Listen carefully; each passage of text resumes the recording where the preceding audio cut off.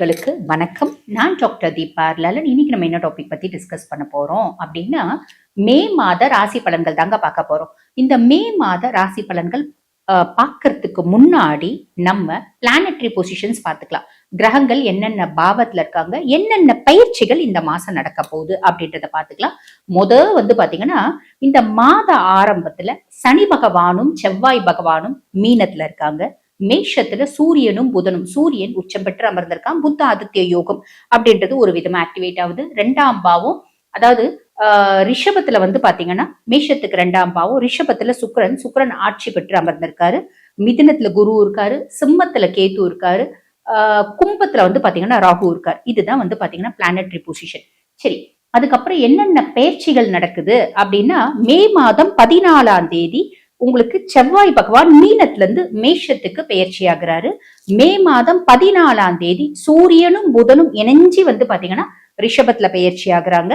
ரிஷபத்துக்கு சஞ்சாரம் பண்ண போறாங்க. அதுக்கப்புறம் அதே மே மாதம் 14ஆம் தேதி சுக்கிரன் ரிஷபத்துல இருந்து மாறி மிதுனத்துல குருவோட இணைஞ்சு ஒரு விதமான தனலட்சுமி யோகம் அப்படின்னு சொல்லுவாங்க. குருவும் சுக்கிரனும் இணையறது லட்சுமி யோகம், தனலட்சுமி யோகம் அப்படின்னு சொல்லுவாங்க. அது ஒரு சில பாவத்துல பாத்தீங்கன்னா ரொம்ப பெரிய இம்பாக்ட், நல்ல இம்பாக்ட் இருக்கும். ஒரு சில பாவத்துல கொஞ்சம் கம்மியா இருக்கும். பட் இருந்தாலும் அந்த அதிர்ஷ்டம் அப்படின்றது சாலிடா இருக்கும். ஆக இந்த குருவும் சுக்கிரனும் இணைந்து மிதுனத்துல, இது எந்த பாவத்துல இருந்தாலும் இந்த குருவும் சுக்கிரனும் இணைவு அப்படின்றது ஒரு விதமான தனலட்சுமி யோகம் அப்படின்றது ஆக்டிவேட் ஆயிடும். ஏதோ ஒரு விதத்துல அதிர்ஷ்டம் அப்படின்றது, ஒரு சிலருக்கு 100 ரூபாய் அதிர்ஷ்டம், ஒரு சிலருக்கு 10 ரூபாய் அதிர்ஷ்டம், ஒரு சிலருக்கு 50 ரூபாய் அதிர்ஷ்டம், ஆக மொத்தம் அதிர்ஷ்டம் அப்படின்றது வரும். சரி, இப்ப பிளானட்டரி பொசிஷன்ஸ் உங்களுக்கு சொல்லிட்டு, அதே மாதிரி பயிற்சிகளை உங்களுக்கு சொல்லிட்டு, ஆக இந்த மே மாத பலனை நாங்க எப்படி சொல்ல போறோம் அப்படின்னா, முற்பகுதி பிற்பகுதி அப்படின்னு சொல்ல போறோம். முற்பகுதி அப்ராக்சிமேட்லி மே மாதம் 14ஆம் தேதி வரைக்கும் ஒரு விதமான பலன். மே மாதம் 14ஆம் தேதியில இருந்து மே மாசம் கடைசி வரைக்கும் அந்த பலன்கள் கொஞ்சம் மாற்றம் அப்படின்றது வரும்.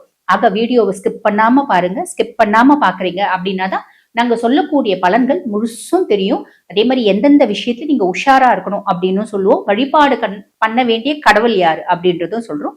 சோ வீடியோ ஸ்கிப் பண்ணாம பாருங்க. நேரத்தை வீண் பண்ணாம சட்டன் வீடியோக்குள்ள போயிடலாம் வாங்க.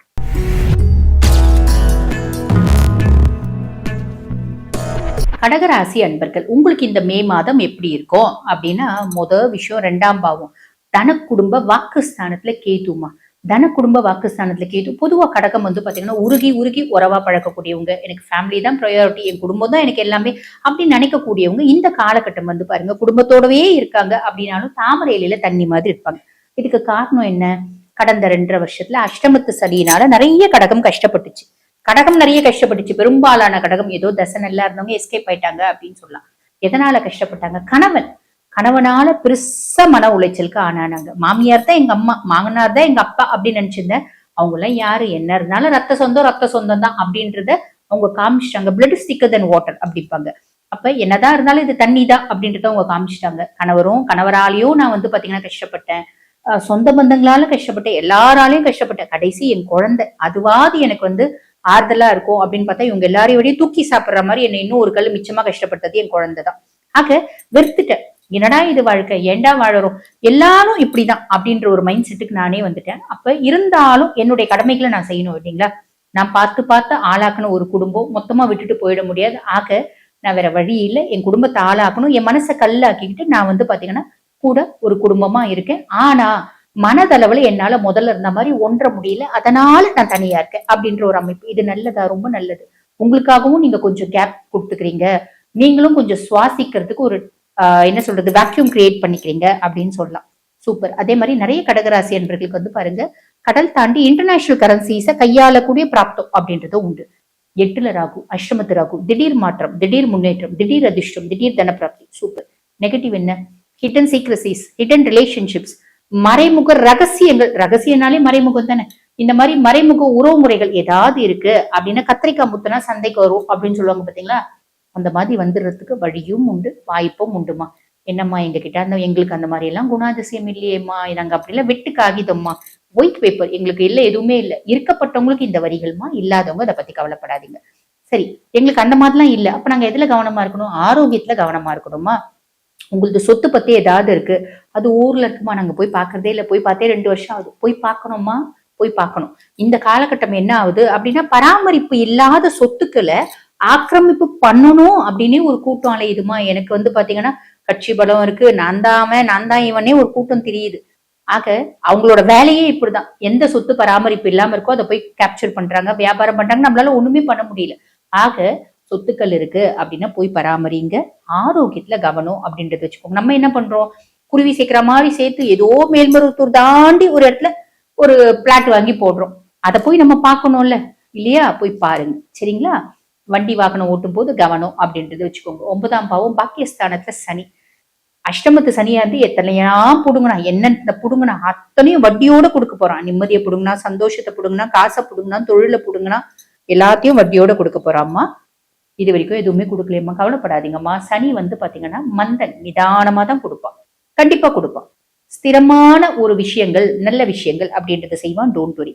அதே மாதிரி பாக்கியஸ்தானத்துல செவ்வாயும் இருக்காம்மா, செவ்வாயும் இருக்கான் அப்படின்னும் போது சொத்து பத்து வீடு வாசல் ஏதாவது ஒண்ணு வாங்கி ரெஜிஸ்டர் பண்றதுக்கான ஒரு வாய்ப்பு, உங்களுக்குன்னு ஒரு பூமி ஒண்ணு கிடைக்கிறதுக்கான வாய்ப்பு அப்படின்றது உண்டு. 10ஆம் பாவம் தொழில் ஸ்தானத்துல சூரியனும் புதனும். ரொம்ப புத்திசாலித்தனமா தொழில் செய்வீங்க. எங்க அப்பா ஆரம்பிச்ச தொழில் எங்க அப்பா எப்படி செஞ்சிருந்தாரோ அதே மாதிரிதான் செஞ்சிருந்தேன். இப்பதான் நான் பார்த்தேன் இன்ஸ்டால ரீல்ஸ்லாம். இந்த மாதிரியும் இதுல வந்து புதுமையை புகுத்தலாமா, புதுமையை புகுத்தினேன். டிஜிட்டல் மீடியா வந்து பாத்தீங்கன்னா என் தொழில்ல இன்ட்ரோ கொடுத்தேன், அதாவது இன்சர்ட் பண்ண. அதனால தொழில் நல்ல மேல மேல மேல வளருதுமா அப்படின்னு சொல்லக்கூடிய அமைப்பு. 11ஆம் பாவம் லாபஸ்தானத்துல சுக்கிரன் ஆட்சி பெற்றிருக்கான். ரொம்ப சின்சியரா, டெடிகேட்டடா, ஹார்ட் ஒர்க் அப்படின்றத செய்வீங்க. இந்த மாதிரி பல யுக்திகளை கையாளுவீங்க. ஆக பெருத்த லாபம் அப்படின்றது வரும். அதே மாதிரி நிறைய பேருக்கு வெளிநாடு போய் லாபம் ஈட்டக்கூடிய பிராப்தம் அப்படின்றது உண்டு. 12ஆம் பாவம் விரைய குரு இருக்காரு. அதாவது குரு வந்து பாத்தீங்கன்னா விரைய குருவா இருக்காரு. ரொம்ப நாள் கழிச்சு நிம்மதியா சாப்பிடுவீங்க, நல்லா தூங்குவீங்க. அதே மாதிரி பாத்தீங்கன்னா ஒரு கோயில் குளம் அப்படின்னு போவீங்க, தீர்த்த யாத்திரை போவீங்க. இங்கேருந்து வெளிநாடு போயிட்டு பத்துமலை முருகனை போய் பார்த்துட்டு வருது, கதிர்காம முருகனை போய் பார்த்துட்டு வருது. வெளிநாட்டுல இருந்து இந்தியாவுக்கு வந்து குலதெய்வத்தை வழிபாடு பண்ணிட்டு போறது, குலதெய்வ பொங்கல் வச்சுட்டு போறது, இப்படி நிறைய நல்ல விஷயம் நடக்குமா. கவலைப்படணும் அப்படின்ற அவசியமே இல்லை. சரி, பிற்பகுதியிலம்மா, பிற்பகுதியில அப்படின் போது செவ்வாய் வந்து தொழில் ஸ்தானத்துல உட்காடுறான்.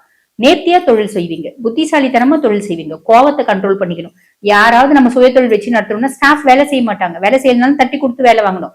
அதை விட்டு ஐயோ அப்படி இப்படி கத்தி ஆர்ப்பாட்டம் பண்ணி அதெல்லாம் பண்ணோம் அப்படின்னா ஸ்டாஃப், யூனியனு, லேபரு, ஸ்ட்ரைக் அப்படின்ற மாதிரி தான் போகும். அமைதியா இருக்கணும். அதே மாதிரி லாபஸ்தானத்துல சூரியனும் புதனும். நல்ல புத்திசாலித்தனமா லாபம் ஈட்டுவீங்க. அந்த லாபத்தை எப்படி இன்வெஸ்ட் பண்ணணும் அதுவும் புரியும், பக்காவா செய்வீங்க, டவுட் வேண்டாம். 12ஆம் பாவம் விரயஸ்தானத்துல சுக்கிரன். என்னென்னலாம் வாங்கணும்னு ஆசைப்பட்டீங்க, இப்ப எனக்காக நான் வாங்கணும்னு ஆசைப்படுறேன், சோ எனக்கு ஷாப்பிங் போகணும்னு நான் நினைக்கிறேன், போயிட்டு வாங்க, நல்லது, உங்களுக்காக நீங்க செஞ்சுக்கோங்க. அதே மாதிரி எனக்குன்னு ஒரு தனியா ஒரு பைக் வாங்கணும்னு ஆசைப்படுறேன், ஒரு வண்டி வாங்கணும்னு ஆசைப்படுறேன், ஒரு கார் வாங்கணும்னு ஆசைப்படுறேன். உங்களை சார்ந்து உங்களுக்கு என்னென்னலாம் வேணும்னு ஆசைப்பட்டீங்களோ அத்தனையும் வாங்குவீங்க. வெளிநாடு டூர் போகணும்னு ஆசைப்பட்டீங்க, அழகா போயிட்டு வரலாம். இப்படி நிறைய அமைப்பு இருக்குமா. கவலையே படணும் அப்படின்ற அவசியம் இல்லை, புரியுதுங்களா? கோவத்தை கண்ட்ரோல் பண்ணுங்க, ஆரோக்கியத்தை கொஞ்சம் கவனமா பாத்துக்கோங்க. மறைமுக உறவுகள் ஏதாவது இருக்குன்னா இருக்கப்பட்டவங்க அதுல கொஞ்சம் கவனமா இருந்துக்கோங்க, அவ்வளவுதான், ரொம்ப சிம்பிள். மத்தபடி கவலைப்படணும் அப்படின்ற அவசியமே இல்லை. சரி, இப்ப என்னமா வழிபாடு பண்ணலாம் நாங்க? பொதுவா நீங்க வந்து பாருங்க, 8ல இருக்க ராகுவை பசிஃபை பண்ற மாதிரிதான் வழிபாடு அப்படின்னு சொல்றோம். 8ல ராகுன்னா என்னமா வழிபாடு பண்ணலாம்? ரொம்ப சிம்பிளா, வாழ்வியல் பரிகாரம் என்ன அப்படின்னா, ஆடுகள் இருக்கு அப்படின்னா அந்த ஆடுகளுக்கு உணவு அப்படின்றது கொடுங்கம்மா, ஓகேங்களா? ஆடுகளுக்கு இப்ப நாங்கெல்லாம் வந்து கோயிலுக்கு எல்லாம் போகும்போது, இப்ப கீழப்பெரும்பலம், ஆதிகேதுசல் எல்லாம் போனா அங்க வெளியே நிறைய ஆடுகள் இருக்கும். நம்ம கடையில ஏதாவது அங்க சின்ன சின்ன கடை தான் இருக்கும், சோடா வாங்கி குடிக்கிறோம், கூல் ட்ரிங்க்ஸ் வாங்கி குடிக்கிறோம், அது வந்து பக்கத்துல நிக்கும். என்னன்னா கடைக்காரங்களே சொல்லுவாங்க பிஸ்கெட் வாங்கி கொடுங்க சாப்பிடும், பிஸ்கெட் வாங்கி கொடுத்தா அழகா மாதிரி பிஸ்கெட் சாப்பிடும். அந்த மாதிரி நம்ம ஆடுகளுக்கு கீரைகள், வாழைப்பழம் இல்லைன்னா பிஸ்கெட், அந்த ஆடுங்க என்ன சாப்பிடுதோ அது வாங்கி கொடுங்கம்மா. சூப்பரா வந்து பாத்தீங்கன்னா பரிகாரமா இருக்கும், வாழ்வியல் பரிகாரம். ராகு அப்படியே வந்து பாத்தீங்கன்னா பசிஃபை ஆயிடும், புரியுதுங்களா? ஆக நான் சொன்ன சின்ன சின்ன விஷயங்கள கவனமா இருக்கீங்க அப்படின்னா மட்டும் போதுமானதுமா. இந்த மாதம் இனிமையான மாதம் அமையும். வாழ்த்துக்கள். இப்ப நான் சொன்னது வந்து பாத்தீங்கன்னா உங்க ராசிக்கான பொதுவான பலன்கள். இந்த பதிவை பார்த்துட்டு இருக்கோங்க, அம்மா எங்க குடும்பத்துல தீராத பிரச்சனை இருக்குமா, எப்ப தீரும்னே தெரியல, எப்ப தீரும் தெரிஞ்சுக்கணும் அப்படின்னு விருப்பப்பட்டாலும், வீட்டுல வந்து பாத்தீங்கன்னா பிள்ளைங்களோட தொல்லை தாங்க முடியல, ஒரு நாளைக்கு 10 பஞ்சாயத்து எழுதிட்டு வராங்க, இதெல்லாம் மாறுமா அப்படின்றது எங்க பிள்ளைங்க ஜாதகத்தை பார்த்து எங்களுக்கு எப்ப மாறும் அப்படின்னு தெளிவா தெரிஞ்சுக்கணும் அப்படின்னு நாங்க ஆசைப்படுறோமா அப்படின்னாலும், எப்ப வந்து பாத்தீங்கன்னா வீடு கட்டுவோம், எப்ப எங்க கடன் எல்லாம் ஓயும், எப்ப எங்களுக்கு உடல் சார்ந்த உபாதைகள்ல இருந்து விமோச்சனம் கிடைக்கும், இப்படி எத்தனையோ பிரச்சனைகள் குடும்பம்னா இருக்குதானமா செய்து. அந்த மாதிரி உங்க குடும்பத்திலயும் சில வகையான பிரச்சனைகள் இருக்கு அப்படின்னா அதுல இருந்து வெளியே வரணும் அப்படின்னா எப்படிமா அப்படின்னா எப்படி தெரிஞ்சுக்கலாம்? உங்க சுய ஜாதகம் தான் அது பெர்ஃபெக்ட் இண்டெக்ஸ். சுய ஜாதகத்தை பார்த்து பக்காவா அனலைஸ் பண்ணிக்க முடியும். அந்த மாதிரி உங்களுக்கு உங்க சுய ஜாதகத்தை அனலைஸ் பண்ணணும் அப்படின்னு விருப்பப்படுறீங்கன்னா, நான் பேசிட்டு இருக்கும்போது என்னோட வாட்ஸ்அப் நம்பர் டிஸ்பிளேல கொடுத்துருப்பாங்கம்மா. அந்த நம்பருக்கு கால் பண்ணி அப்பாயின்மெண்ட் ஃபிக்ஸ் பண்ணி என்கிட்ட பேசிக்கலாம். தேங்க்யூ.